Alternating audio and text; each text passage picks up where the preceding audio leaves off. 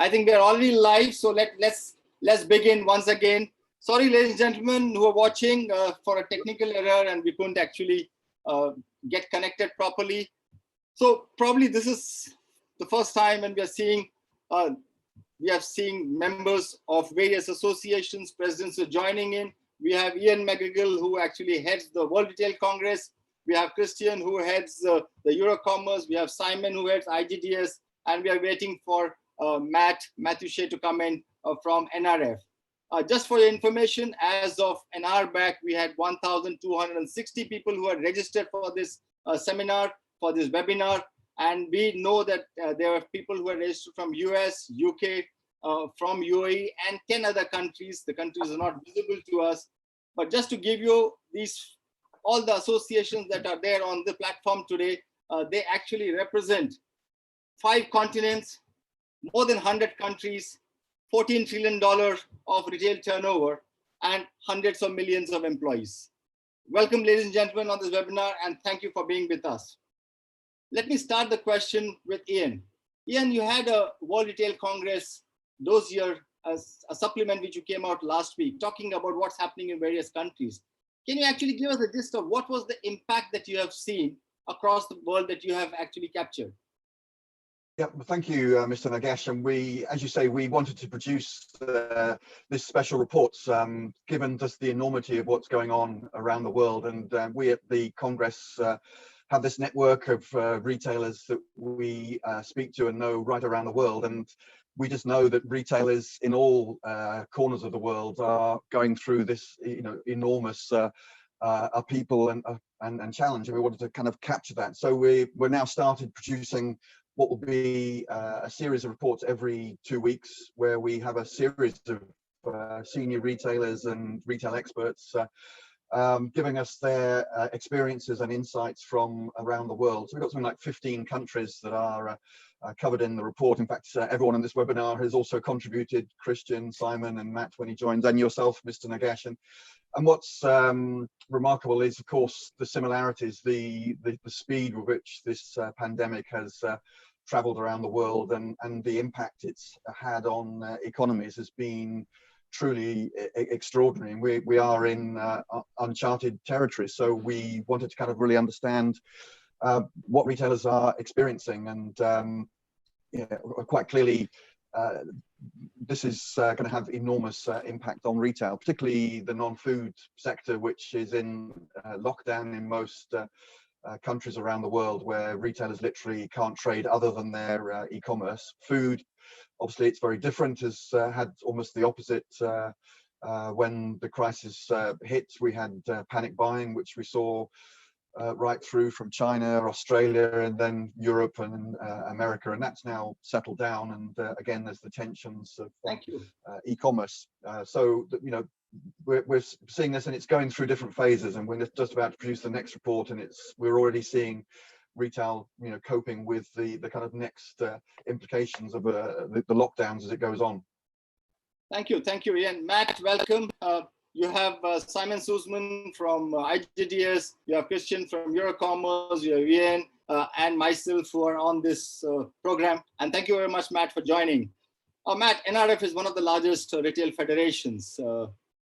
What is the kind of impact that you're seeing in US of the COVID-19? And what has the association and the government done for the retailers?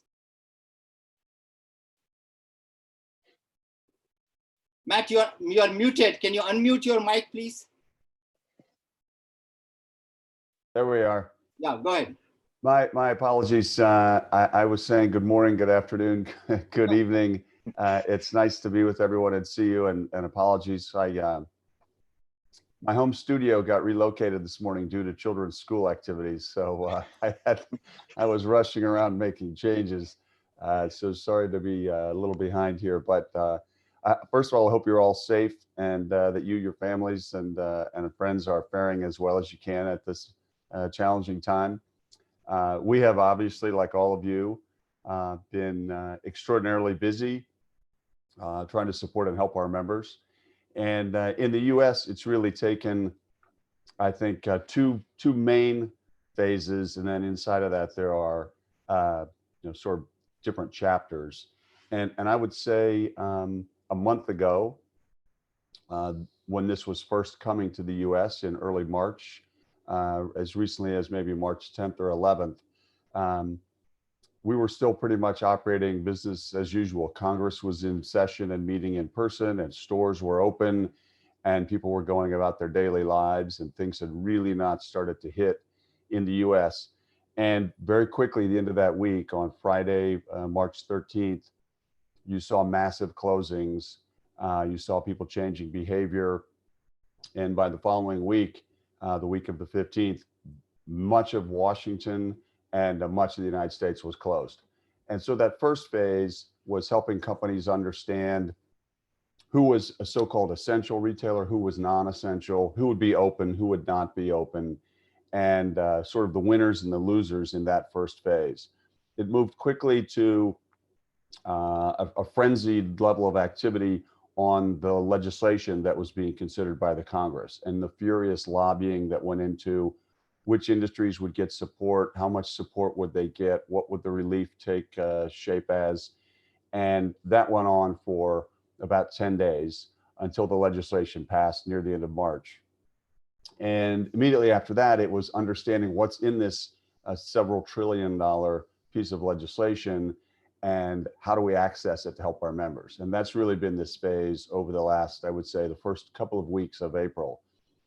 And in the last week, the emphasis has been on, people have sort of understood what's in the legislation. They've understood who can access it, who can't. Maybe we need more. Certainly the Congress is discussing doing more in some of these areas. So this recent week has been about reopening the economy. And that's really the second half, which will have its own chapters as well.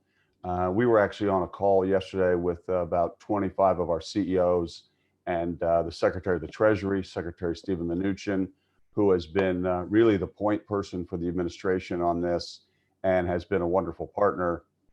And if you consider that Congress has really not been in session for several weeks, and they've all gone back home to their districts across the United States, the senators, the members of Congress. So this is really being run in Washington by Washington. And some members of Congress have been here, but now the work has really been with the Treasury and with our central bank, the US Federal Reserve, and the chairman of that bank, Jerome Powell. So to come back to sort of what Ian was saying, I guess I'll just share this observation and then we can go on from there. But there really have been winners and losers in terms of the somewhat arbitrary decisions about who's an essential retailer and who's a non-essential retailer. And you think about some of those so-called essential retailers that have stayed open throughout this process, that sell groceries and pharmacy goods and produce, but they also sell lots of discretionary items. If they're general merchandisers, and some of those brands, some of those big companies, and they sell some of the items that the so-called non-essential retailers sell, and those non-essential retailers are closed, and so they're losing that market share at the moment because their doors are closed. So there are some natural, I think, and unavoidable inequities here. And I think that's going to present a challenge as we reopen the economy, which is why we're so interested in getting the economy reopened, but doing so in a way that doesn't create setbacks. And then we have to close again later during the year. And so doing this in a thoughtful way, I think, is the most important part of this next discussion. Matt, one quick question. Do you have any early impact assessed in terms of what is the kind of impact it has done to the retailers? Any research, any survey done, or what is the kind of fear, what is the kind of job losses, or what is likely to happen? So I guess the research would go in a couple of categories. One is consumer behavior. And we've seen consumers initially say that they were going to change the way they shopped, but they weren't necessarily going to change how much money they spent. They weren't going to necessarily spend less. That's evolved a little bit. People are now a little more concerned about having enough money to get through this. And so I think you're going to certainly see some overall pullback. At first, it was just they were going to spend the same amount of money. They were just trading the dollars into different categories, but still spending the same. I think now you're going to see, in absolute terms, you'll see consumers pull back as people hold on to cash and save. In terms of the sales impact, which drives employment issues. You know, this is a loose and a very generalized statement, but I would say we have two kinds of members. We have members that have too many customers and not enough inventory, like some of the shopping centers and supermarkets and grocers and food retailers. And then we have people that have too much inventory, but not enough customers. And those would be the lots of people in apparel and luxury. That's not numbers. that's not any numbers coming out in absolute terms of statement, but the impact? Any numbers coming out in terms of the impact of job losses? I'll come back to you, Matt. Let me go to Christian, because Christian, what's happening in Europe? A similar situation. You are actually working with so many countries and so many members, and each country is going through a different phase of impact as far as COVID is concerned. Well, yes and no. I think it's you know, there's been difference in of course which countries have been hit first, and of course as you know, from a health point of view and also economic point of view, Italy was the first country to be hit with, you know, high levels of, you know, mortalities and people being in hospitals. But, you know, very quickly, I think a number of other countries as well were affected, you know, by the disease. And what you've seen very much, you know, all over Europe now is what, you know, Ian and also Matt have said. I mean, I sort of tend to describe it a bit as a tale of two cities, in a sense of, although I think I'm not sure we could say that it was the best of time, you know, but certainly for a number of retailers, it was, you know, is definitely the worst of time. I think clearly a clear difference between those retailers that have been, you know, working in food retailers, being essentials, the result of panic buying. I mean, you've seen the results of companies like Ahold Delhaize or Tesco announcing +15, +2, +30% increase in sales in the first quarter compared to last year. That tends to sort of normalize now throughout at the beginning of the second quarter. But I think for all of them, I think it's been quite difficult, because these volatile shopping patterns have been you know, difficult to forecast and expensive to serve, because even if some have had an increase in sales, I think there's also been increase in costs that was related to an increasing number of delivery to the store from distribution centers, higher levels of absentees. I think typically, retailers are reporting about doubling level of people that have absent from work, either because they've been sick or they've not been able to turn out to work because they've had to take care of their children. So I think so a number of retailers had to cope with that sort of issues. So I think it's been fairly, I think, similar. Of course, some, you know, countries have had different approaches to the lockdown. I mean, most notably Sweden, where stores, you know, all shops are still open. People are still free to move around, you know, to some other countries, more to south of Europe, where the lockdown has been a little bit more dramatic. What we've also seen, but I think is also an increase in going into e-commerce, also for groceries, and starting from a low basis. I think what this crisis will bring about is people who have not shopped on the internet, you know, have started to do that. And all of us actually who probably were somewhat less familiar with video conferences are all, you know, doing that. So the digital, if this crisis is still telling us, all of us, I think, working in retail or in other businesses, is that it is accelerating the digital transformation. So, Christian, just a question, please. Are you expecting a kind of store closures, or seeing some situations where if the closure remains for 1 month and 2 months? Today we talked of Neiman Marcus going into a bankruptcy proceedings. Are you expecting such kind of a situation? Because 45-60 days is a large number of days for stores to be closed. It is, and I think it's, I mean, that's the other side of the story. I think on the non-food side, of course, stores having had to be closed for about the last 4 or 5 weeks. And I think a number of them are also small and medium enterprises with, you know, fairly limited amount of liquidity. So I think if this thing is prolonged, I think some of our countries and you know, even some of the wealthiest countries are predicting that there may be 30-40% of bankruptcies.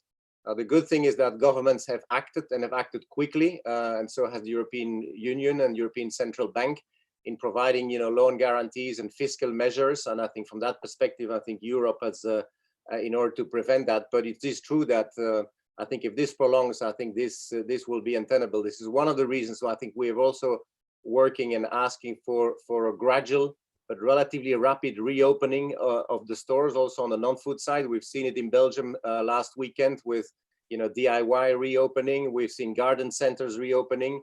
And when people are at home, I think this is actually a quite important and in a way also essential function. I'll come back to you and Matt, because I do want to check up in terms of what's happening and what kind of a government support that you all have got.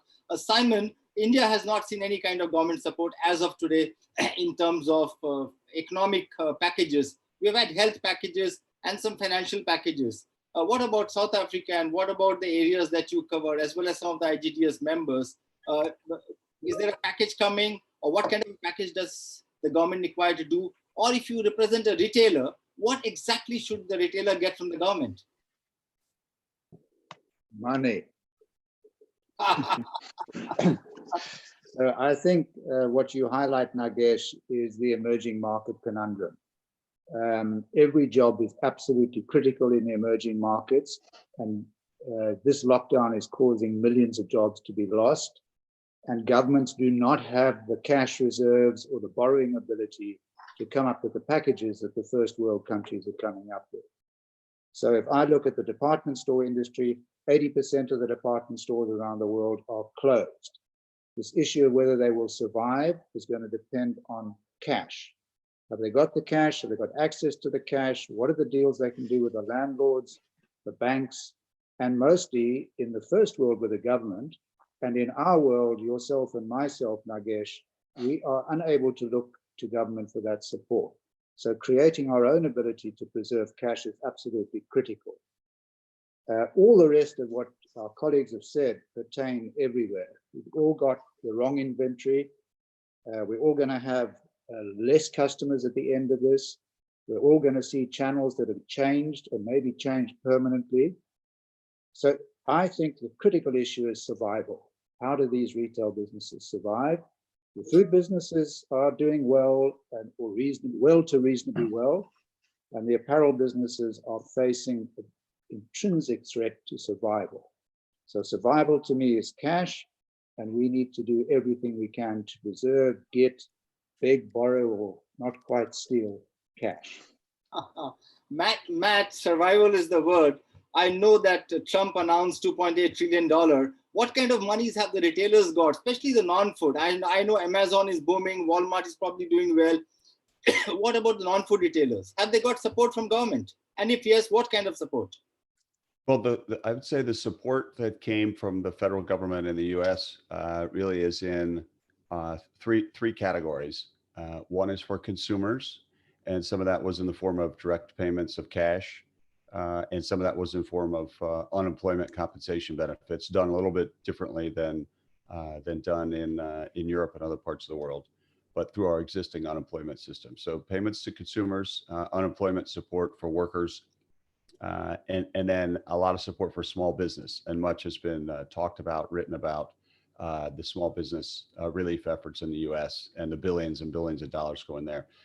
The other big category, I guess the fourth area, is all those other retailers that are too big to fit into the small business category, and some of the credit facilities that have been stood up by the Federal Reserve with the support of the U.S. Treasury system. And that's been the big question, and that was a lot of what we discussed yesterday with Secretary Mnuchin, was how are we going to support these companies that don't fall neatly into a particular small business category? They're too big for that relief. They had good credit at the beginning of this year, and maybe they've been downgraded as a result of their cash flow and liquidity issues. So I think the issue is really going to be preservation of cash and an emphasis on rethinking the business to stay alive until they can resume business operations. And you see a lot in the news about some of the companies that are in difficult positions because they've got too much debt, or because they don't have enough cash, or because we simply can't get the economy opened quickly enough to move forward. So that's going to be the big question. And I think, just as a final thought there, that as I was saying in the previous bit, there will be an acceleration because of the change in consumer behavior. There's going to be an acceleration in some of the trends in the U.S. that we know about: fulfillment and delivery and personalization and digital experiences. And the big and strong are not only going to survive, but they're going to take market share away from those companies that can't survive, that are weak, and many of which will go away. Oh, wow. Christian, if you look at it, Europe is full of luxury retail and large number of department stores, especially large ones, each department store delivering $1 billion. I mean, what are you seeing for that kind? And there's many of them are historic stores, historic brands. What happens to the non-food, the non-essentials across Europe? Well, perhaps I'll leave Simon, who is more competent to talk specifically about luxury retails and department stores, etc. But I think what I would say is that the measure of support that governments have been quite quickly to come through is indeed support on unemployment. I mean, a lot of the businesses have gone. Many countries are adopting what the Germans have adopted 10 years ago, which was this so-called Kurzarbeit, which is sort of a temporary unemployment, which enables you to actually put some people on, either unemployment or sometimes partial unemployment, only working 1 day or 2 days a week instead of the full 5 days. But as with a promise to keep them in the job, I think that enables them to basically get back into the job much more quickly and keeping the competences that they have. A number of countries have adopted, I think, similar schemes, and I think a number of other countries have learned from Germany 10 years ago that this was actually a way to actually, having less impact on the crisis. A number of banks and governments have also come with some fiscal measures in terms of tax deferral, because liquidity is important, and therefore, not having to pay, your taxes, for a while, not having to pay for your employees, I think will help actually some of those businesses to stay on board. We've also have quite a lot of discussion with commercial property industry and the landlord, and I think that is being tackled in a very different ways, country to country, and sometimes I think it's an area which is very much part of commercial freedom. But we know that some governments have also provided some guarantees when retailers were confronted with landlords who were requesting, to pay the rent. So I think that is been quite important. We've also seen some relaxation of state aid rules, which has enabled in the UK, for example, to have some relief on the business rates, which is one question that actually the brick and mortar retailers that saying, well, the online don't have to pay these taxes, and on top of that they can stay open. Can we get a sort of a release on these business rates, or the TASCOM that we have in France as well, which we've been actually asking in terms of a level playing field. So I think these are some of the measures, and the challenge, of course, again, is for the very small, retailers. But perhaps Simon can complement from from a department store's point of view, and then I'd like to come back on some of the measures to actually stimulate consumption. But that's when we get out of the crisis. Yeah, we'll come back to that. Interesting thing that's happened in India is that the government has actually given a mandate that all businesses have to retain jobs, so and ensure that the salaries are paid. And as of today, it is full salaries to be paid. So a unique challenge. There is no packages as far as finance package is concerned, or economic package for the businesses as of now, but you need to retain jobs and you need to pay full salaries. Ian, have you in your report seen a similar challenge coming in terms of various countries where they have to retain jobs, they have to pay salaries, but they don't have cash? And is there any government around the world which you have seen is probably supporting this kind of ask? Well, yes, there are, but yeah, as Christian was saying, governments in Europe and here in the UK certainly have been helping. The furloughing scheme that governments are paying 80% of salaries across all businesses, but obviously retail as well. And many retailers are honouring that and increasing it to full pay for their employees, and that is critical, as Simon said. For retailers, cash is absolutely key. And just picking up on that point that Christian made, it's seems quite ironic, but certainly UK retailers and many have been complaining about this unlevel playing field, but particularly in the UK, where business rates are enormous as a proportion. And the really positive thing the government did is they, having denied that there was a problem with business rates for years, as soon as the crisis hit, they've given a holiday on business rates for all businesses. But this is a huge lifeline for retailers, certainly in the UK. Simon, my question, let's move away from the impact and what the government has done. I mean, if you're running a business, I mean, what is it that goes in the mind of a businessman today? And what should he or she be looking at? What should boards be looking at, boards which are running multi-billion-dollar retailers? So I think, Nagesh, as I said earlier on, survival is number one. Survival is linked to cash. Survival is linked to what you're spending your money on. But in a normal market, the role of a business is to survive. In this market, it's absolutely to survive. So we do have to take extraordinary steps to do this. And that means communicating with all stakeholders. Whether you pay your staff, if you can, you should. Not everybody's going to be able to afford to do that. Whether you pay your landlords, whether you pay your vendors, whether you pay your taxes, we just have to survive. And as I listen to our colleagues on the panel, there's such a vast difference in support from government to government to government. Those of us in emerging markets should not be looking to expect that level of support. So we have to do absolutely everything we can to preserve cash, get access to cash, and keep our businesses alive into what will be a changed world going forward. So I think patterns of shopping will change. I think conspicuous consumption will disappear for a couple of years. I think food will remain strong, but I think we're going to see a customer still nervous and what I call a jobless world. So less jobs, i.e. less demand in the marketplace. That's going to be even more difficult for us to handle. So coming to you, Matt. Matt, if you look at retail has a multiplier effect. I mean, retail being the last mile, a lot of suppliers actually supply into retail.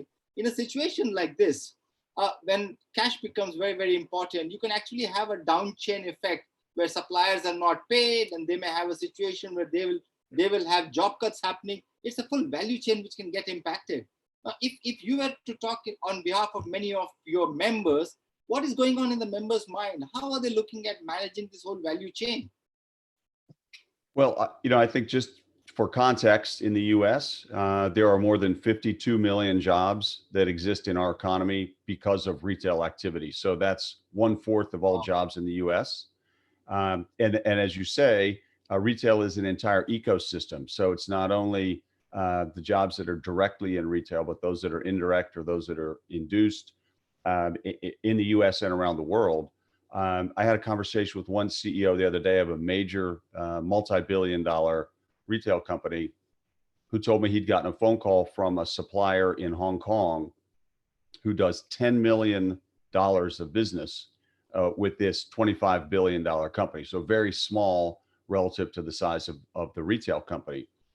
But for that supplier in Hong Kong, it's the major order that keeps them alive from one year to the next. It's their single biggest customer. And this retailer had just canceled that order. And this small retailer, the supplier in Hong Kong, was desperate to find a way to do some sort of a workout.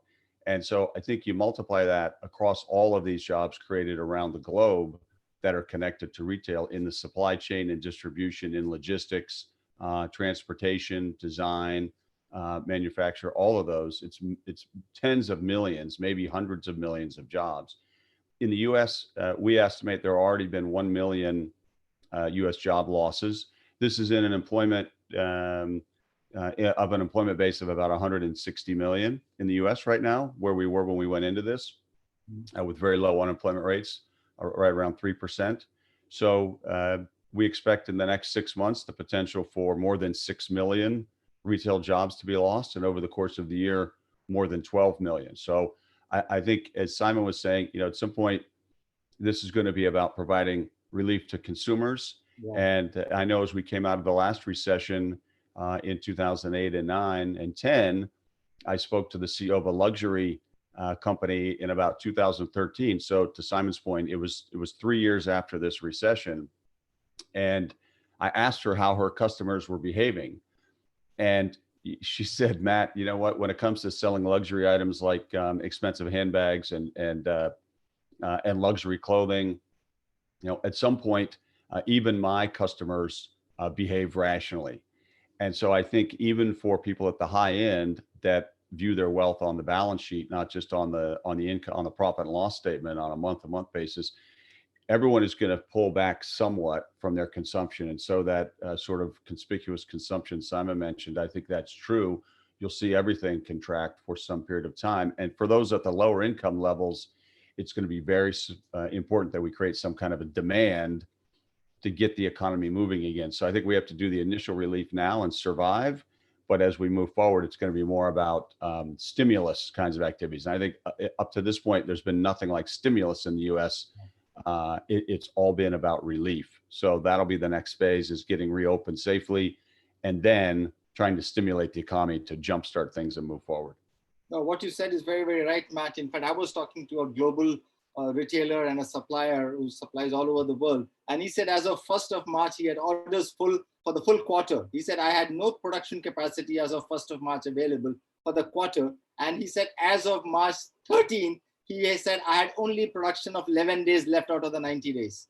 So in a period of 2 weeks, he said, all the orders got canceled. Now that's the kind of situation the one is getting in. Christian, tell me in terms of the going forward, the way forward, what are you seeing? Do you have some of the members who are actually operating China and you, like you said, in Sweden? Are we seeing some things that we can learn around the world from members who already kicked off their businesses or are on the revival stage rather than a survival stage? Well, I think the couple of things, maybe first also on the supply chain, this is very, very important when you talk about food or non-food. I think is keeping the supply chain going is very, very important. I mean, what we saw at the very beginning of the crisis, as you know, of course, Europe is still not like the United States, a fully federal state. And in fact, what you saw is a number of our country immediately, closing down their borders. And as a result of that, I think we had some huge supply chain issues. You had sort of, trucks with food products having to come from Italy that were stopped at the borders between, Austria and Slovenia and things like that. So the European Commission, rightly, I think, intervened in establishing sort of green corridors so that that already, at least within European Union, I think supply chain could continue to work. So I think the point that Matt says is supply chains, whether they are short chains or whether they are longer when it comes to sort of non-food item is actually crucial, and getting all that back in track and hopefully in a relatively synchronized way, because retailer can open, but if the suppliers and are no longer producing, I think then you have a problem. In terms of recovery measures, is what we are looking is that what can we do to stimulate consumption?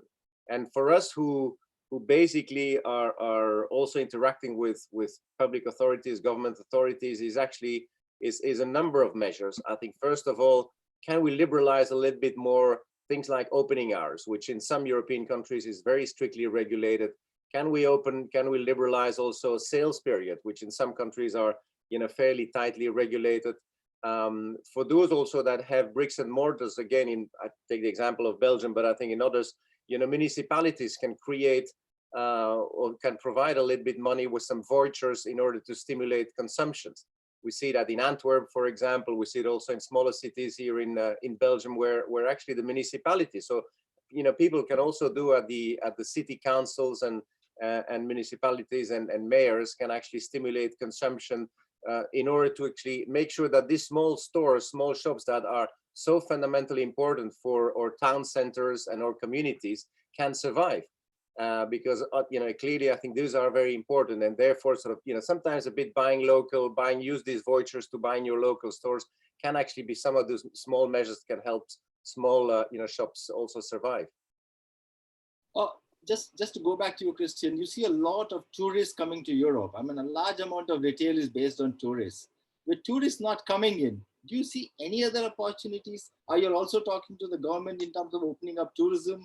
Do you see that happening over the next 3 to 6 months' time? Well, I think it is true that for those retailers that are, relying very much on tourism and related to particularly very, major cities that attract. I mean, we know some of our members that work very closely with airlines and with governments, and of course for those, I think that it will be quite a significant impact to have, much less tourism. On the other hand, I mean, if you can look at the glass half full, you see a lot of people saying, rather than going abroad, everyone is encouraged to go on vacation in their own country. So in a way, you'll see a bit of a shift. I don't think it will be a one-for-one, but I think even in countries like France or in Belgium, the people says, well, rather than going abroad, I mean, you're going to have to, spend your vacation in your own countries and discover actually the beauties of your own countries, and therefore also shop in your own country. You raised a very, very important point. Ian, tell me, is the whole globalization going to become more localized? I mean, you start looking at your own country, travel in your own country, do your own consumption. Dependency goes on the country and not on the foreign tourist. Is there a shift that you're seeing in the consumer pattern and the way the whole retail will work in the future? I think you raise a good point, and Christian did too. I think this experience that we're still in is going to change all of our way of thinking and living and working. I mean, travel, it could take a long while to really pick up again for people to feel confident to travel abroad. And I think that's right. We've discovered our local communities in a way we hadn't really experienced for some time, and whether that's buying from e-commerce, but from local businesses, I think this could be a longer trend. But I mean, just jumping in again on your original question about what happens when we come through this and we move out of the lockdown. I mean, certainly we're hearing at the Congress early examples of what's happening in China as they're starting to open up. And it does remind you we're all social beings, and everyone who's been in lockdown for a long period of time, as we all are now in China, they've been sort of going to restaurants and cinemas and stores again. I've heard several examples of luxury brands having some of their best weeks for a long time, because there's a sort of surge, a desire for people to go shopping in their local areas. So I think how long that will continue, I don't know, but I think there's a definite sense that people want to really re-engage with their friends and family and go to public places. But I think the big thing that's going to only allow that to happen is for people to feel safe, I think. And I think that comes down to the infrastructure that whichever government has in place, and the health services, whether it's, obviously clearly testing and all the controls. It's those measures that retail has no holdover but can advise. If governments put those things in place, as we've seen in Singapore and China and Hong Kong, that will gradually help that sort of return to normality. Simon, do you see any opportunities which have emerged between Australia, South Africa, and the world that you actually deal with? I mean, in this whole crisis, I know everybody's saying you'll go online, you'll go omni-channel, you'll start doing multi-channel businesses, but that's very, very obvious. But is there anything which is coming out as an opportunity? Because it's all gloom and doom, especially people who don't have resources are really, really worried about what to look at after 3 months. And I'm going to come to you, Matt, after this. I know you have to leave, but that will be your last question I'll take on. Yes, Simon. I think what the real opportunity is in the power of the brand. And I think those of us who've invested in our brand and created a sense of trust around the brand, that it offers value for money, integrity, in my own personal world, an understanding of our environmental impact, the ability for consumers to trust a brand is going to make an enormous difference. So we are going to see channel shift. We're going to see people shopping more online. We're going to see different expectations from people. As I said, I suspect that in most countries there will not be conspicuous consumption, but what people will buy is product that they can absolutely trust and they know they need. And I think our businesses need to focus very, very strongly on the concept of survival into the future, on building a brand and product offers that people can absolutely trust. And if we do that, then I think there is a bit of a silver lining. And I think the other comment I would like to say, Nagesh, is that a retailer's dream is always horrific figures last year. So we're going to get that dream in a year's time if we've survived. Yeah, so because of the worst performance of this year, we are going to see a very good performance next year, like-to-like growth at 20%, 30%, and the markets will forget the year 2020. Yeah. Wow. Nice one, Simon. Yeah, that's looking at the glass full always, as usual. Yes. That's Simon for you. Matt, US has always led things. A lot of us around the world have followed what happens in US. Any early opportunities that you see, anything that you see that people are thinking differently, which can make a difference to the business? And are you seeing already some shift in the way consumers shop? US is all about shopping, consumption, overconsumption. What are you seeing there for consumers and the way forward? Any opportunities? Well, I like Simon's observation that next year, our members are going to have very easy comps, as we would say in the U.S. So yeah, you'll be able to easily exceed the mark. The harder year will be in 2022. How do you beat the growth you had in 2021? I would say yes, that certainly, as I said a couple of minutes ago, every retailer that I've spoken with, the dozens and scores of CEOs with whom we've had conversations over the last month, has talked about a change in consumer behavior, and the way that these patterns of shopping and the patterns of consumption are changing, and I think that is going to shape in a fundamental way what the recovery looks like, because when we come out of this, some of that behavior is going to be sticky and consumers will still behave that way. So some of the points that Simon just made about the value of the brand and trust, at a time like this, we have these so-called essential businesses that are open. And if you go to a wholesale club or supermarket or pharmacy or a DIY store, they've all adopted, safety and health protocols, but they're being implemented, I would say, with different levels of success and different levels of customer embrace. And so in some places it's very thoughtful, it's very comfortable. In other places it's not been as well thought out. And I think, those kinds of experiences leave memories that consumers are going to continue to remember as they go forward and as we reopen the economy. I think in the next 6 months, we will still see a great deal of concern about those safety protocols. Customers are going to be holding on to cash. The job market is going to be uncertain. We don't know how successful relief efforts will be or stimulus activities. And so you're still going to see a very cautious consumer.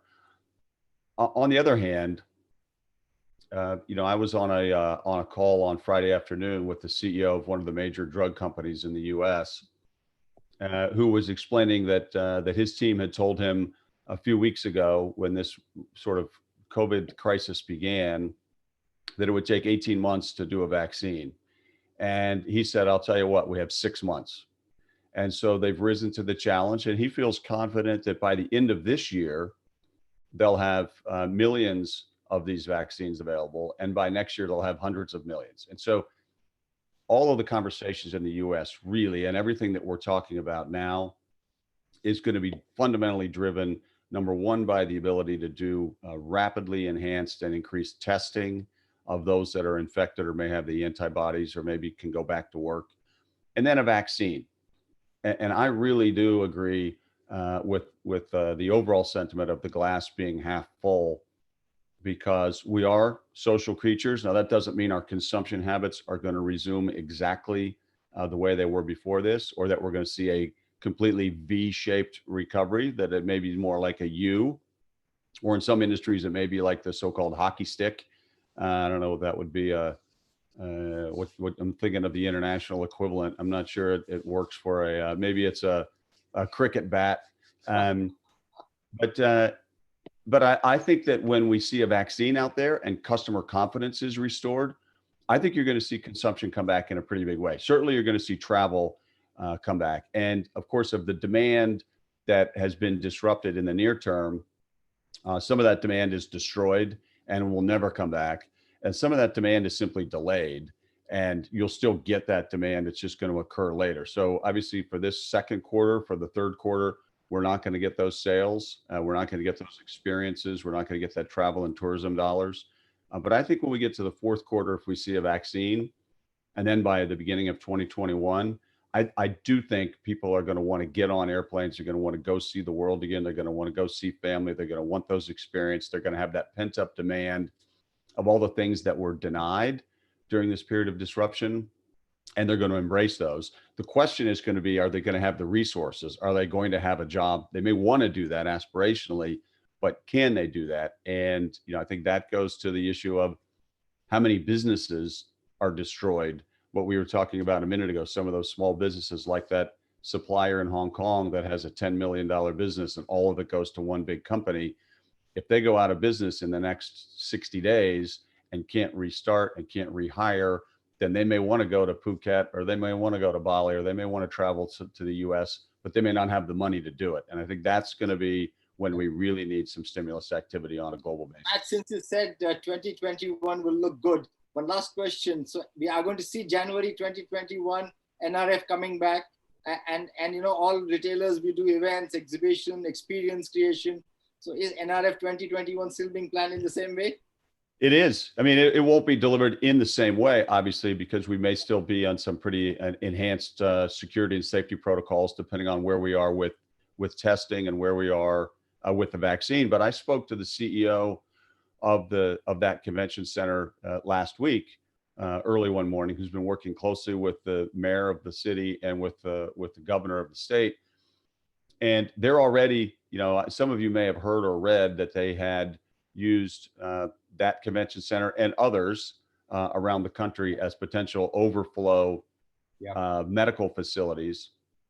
And they have several hundred, low single digit hundreds of patients that are there who have been in more critical care facilities, who've been moved into these spaces and are now going to be released. And they're already in the process of converting the facility back to a convention center. They plan to open in July. And at the moment, they've learned a lot from this experience. So they've got the temperature checks, the automatic scanners at every door. They've got some spacing protocols. So I think it's going to evolve as we learn more, and as the overall market and the population evolves and the medicine and the science change.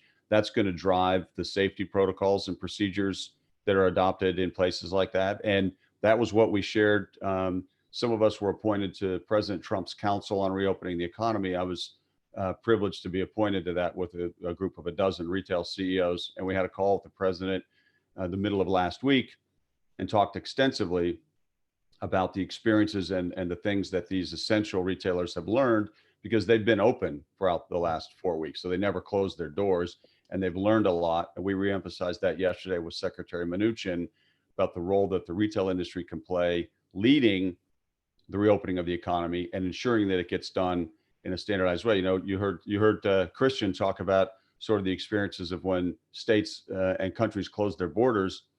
In the US, imagine that every governor and every one of those counties, which are the smaller geographic locations, every mayor of every city adopting different procedures about how many people can be in your store, and how do you do spacing, and what kind of protective gear do you need for your employees, and what hours can you be open, and how do you handle your supply. So we're trying to create a more rational set of broad guidelines that can be encouraged across the country, so we don't have a series of ad hoc one-offs and end up with this balkanized reopening, which will create problems of its own as we go forward. Thank you very much, Matt. That was a pleasure talking to you, and look forward to some interaction. I was hoping that in such times we all have got together. I mean, like I was telling before you joined, we have 5 continents here. We have 100+ countries involved today, and we have $14 trillion worth of businesses that between all of us here actually support. So it's a very large team together. And maybe as we move after 3 months, we look at saying, how have we survived and what is a revival? And maybe after 6 months, we look at how have we revived? And maybe in January, we get together to celebrate, maybe online. Well, I look forward to being together in person in January to celebrate. And if things have changed sufficiently at that point, I want to give everyone a big hug and a kiss. Thank you very much. Thank you, Matt. Thank you so much you. for being with us. And we'll send you a summary and send you a small video of this whole 1 hour chat and webinar. But thank you very much. This is fantastic. It's nice to see everyone, and I'm grateful for your friendship and for the invitation to be here and participate with you in the discussion. Thank you. Thank you very much. Christian, we were talking about all the CEOs as to how they get together and talk to you as an association. Now tell us as to if they have to look at the next 6 to 9 months, okay, how are the CEOs talking to you? What is it that you're looking at? We also have an association in India, and there's a huge amount of anxiety amongst the CEOs. And also there's a fear, because none of us have ever seen this kind of a calamity in the last 100 years. And in a young country like India, we haven't had an experience even of the 2008 and 9. Very few of us have, because all the businesses are young. So give us some glimpses of what's the CEOs talking, what are they feeling, what's the way forward looking like. Well, basically, I think what they're all talking about is what Simon also said, is that I think for some of the businesses, particularly on the so-called non-essential, if you're in fashion or in consumer electronics or something like that, it is about survival.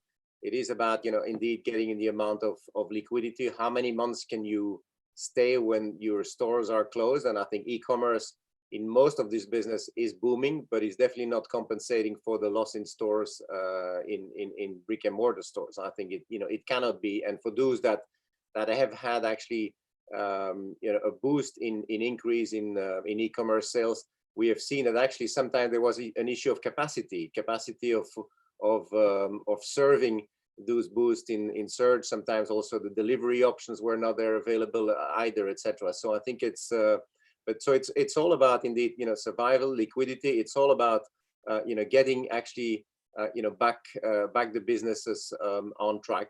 One thing that has struck me actually over the past several weeks is the sense of, we've always talked about retailers and being resilient, but you really experience that. I mean, people that in food stores have been willing to go in for relatively modest pay, as we all know. I think it's sort of serving the consumer.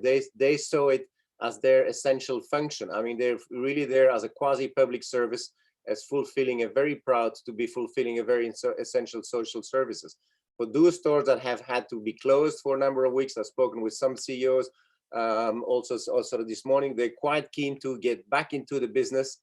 There's a sense of pride, and they said, and resilience, and they said, we're ready to go. That we've taken a few knocks, but I think it's quite important that and as all of us, I think, working at associations, I think the sense of pride of working for a very important sector is key.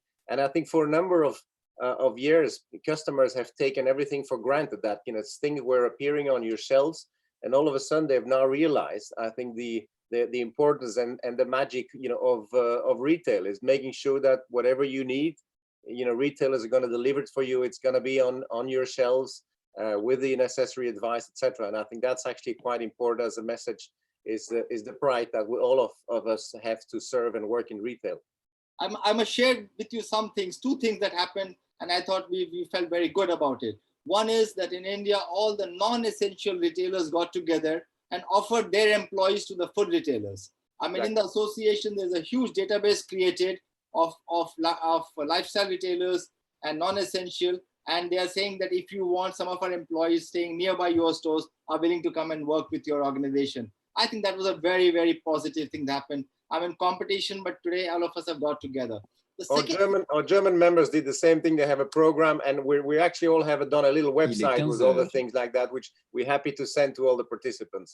Wonderful. Yeah, and could I just add on that point too? We've done a similar thing, and on the NRF website, to do a matching between those retailers that have to furlough or lay off employees and those that are looking for employees. And we've got more than, as of 2 weeks ago, we were already over 1 million job listings there. And that number continues to grow. So we keep aggregating all of these, and I think you're both making an absolutely great point. That goes back sort of to what Simon said as well about the brand. That even those non-essential retailers, those that are closed, have an opportunity to do something to enhance the value of the brand in the eyes of their customers. And in the U.S. and around the world, some of these companies that are closed have done repurposed their production to do personal protective equipment, to make masks and gowns, and you've seen that in your own countries as well. And I think those are the kinds of things that not only, like an opportunity like this, we all feel good to give something and to be together and see each other, and we're contributing, and we have a sense of pride in what we do.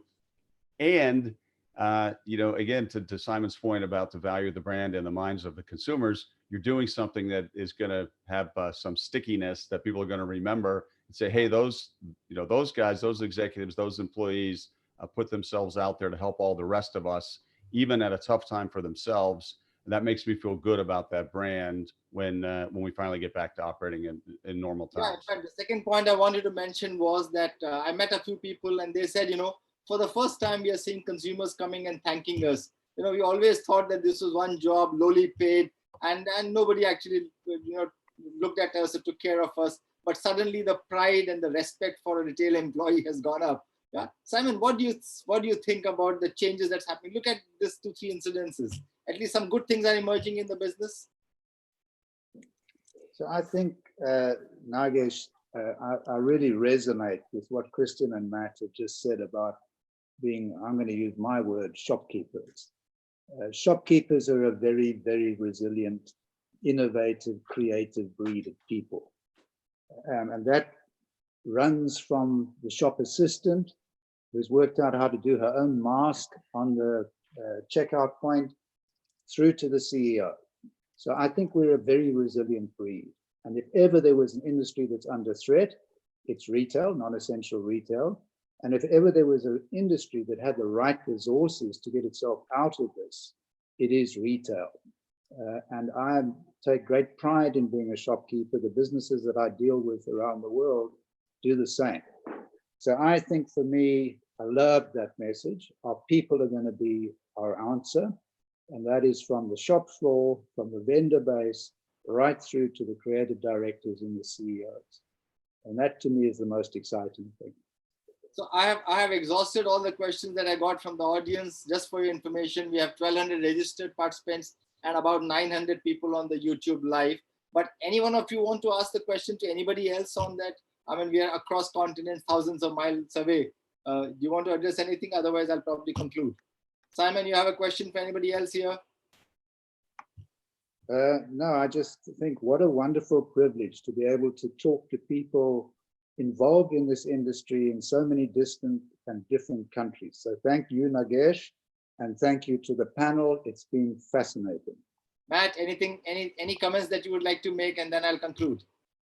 No, I just would echo that. My thanks to you and to everyone for being part of the call today, for the invitation to learn from you and to hear your perspectives and to share a few thoughts of our own. And I have to admit that that this is not only good content, but it's good for the soul.